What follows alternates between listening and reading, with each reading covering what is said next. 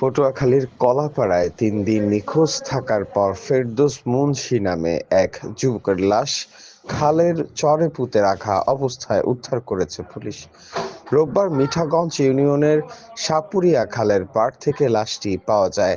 বৃহস্পতিবার রাতে বাড়ি থেকে বেরিয়ে যাওয়ার পর তিনি নিখোঁজ হন। স্থানীয়রা সকালে সন্দেহজনকভাবে মাটি খোঁড়া দেখে লাশ উদ্ধার করে পুলিশকে খবর দেয়। পুলিশ জানায়, ফেরদৌসকে লাইনের রশি দিয়ে শ্বাসরোধে হত্যা করা হয়েছে এবং তার বাম হাতের বুড়ো আঙ্গুল কাটা। লাশ ময়নাতদন্তে পাঠানো হয়েছে এবং জড়িতদের শনাক্তে তদন্ত চলছে।